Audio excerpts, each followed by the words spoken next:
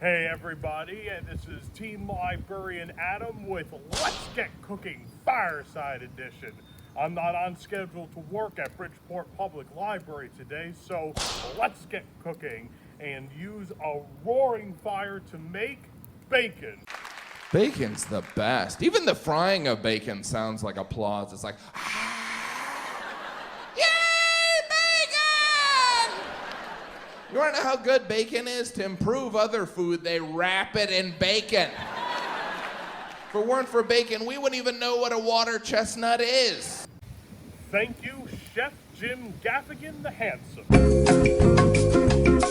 This is a good time to say that Let's Get Cookin' Fireside Edition is not endorsed or sponsored by Jim Gaffigan.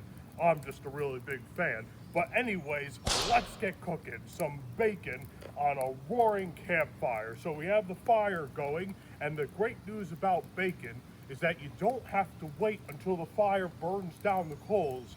You can cook the bacon right over the open flame. And since we already have a fire going, I just need to put in the staves and the steel cable connecting the staves, and that's what we'll put the bacon on. So that'll just take me a moment. So while I'm doing that, here's JJ Cool.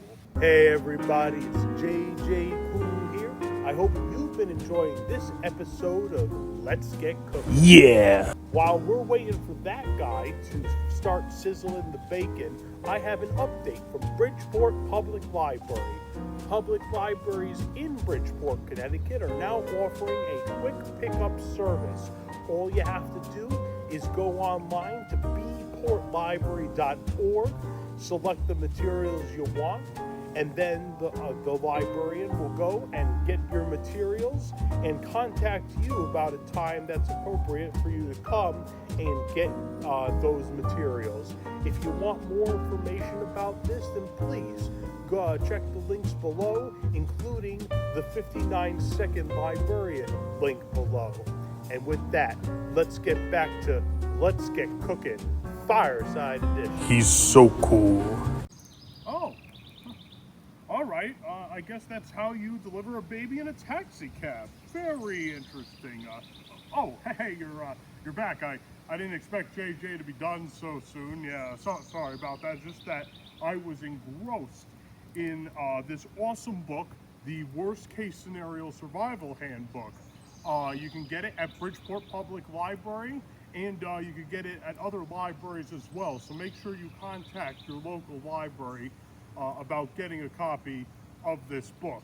Let's get cooking. Now, I was reading through this book, and there were some pretty interesting chapters. I liked the how to land a plane and how to escape from killer bees. But the one that hits home hardest has to be how to make a fire without matches.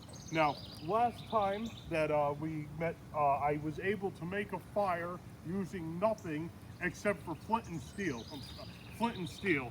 But today we're going to do an even more primitive method based on the book called the bow and spindle method of starting a fire.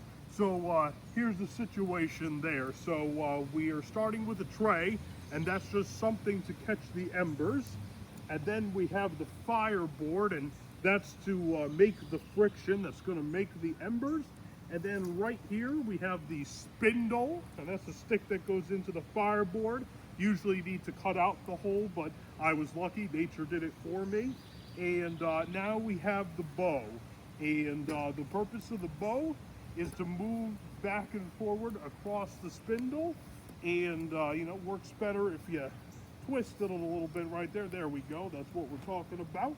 And now we have the stone on the top to help make it all work. And the idea is that you move the bow and spindle back and forth, and it creates friction in the fireboard. So let's get cooking.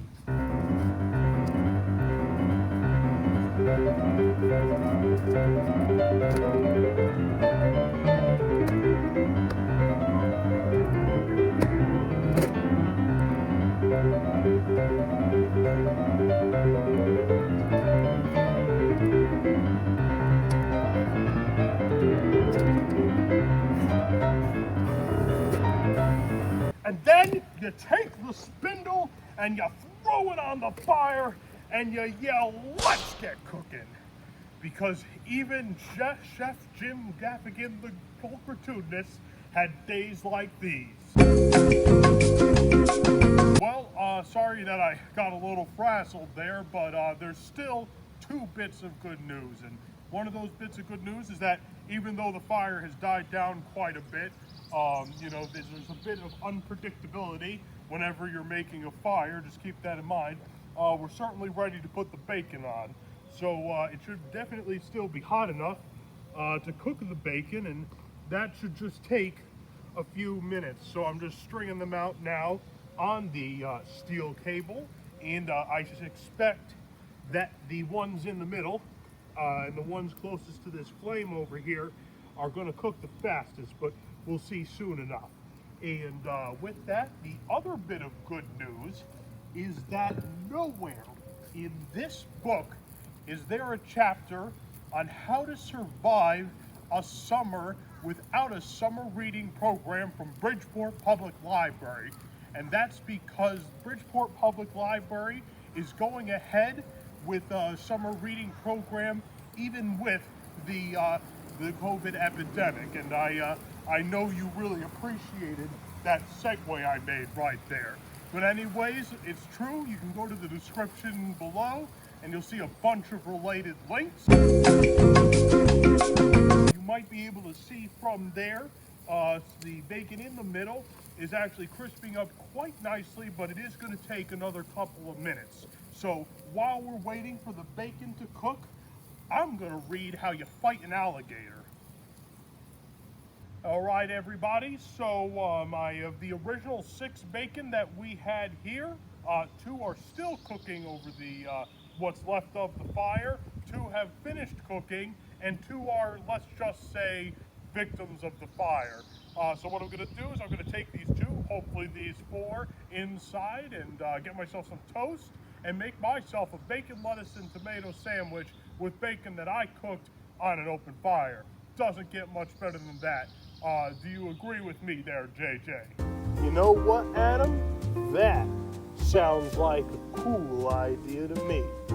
And everybody else, I hope you enjoyed today's episode of Let's Get Cookin' Fireside Edition. See ya. You know, maybe it even tempted you to eat a tasty strip of pork yourself. But if you did like today's show, then please like us below.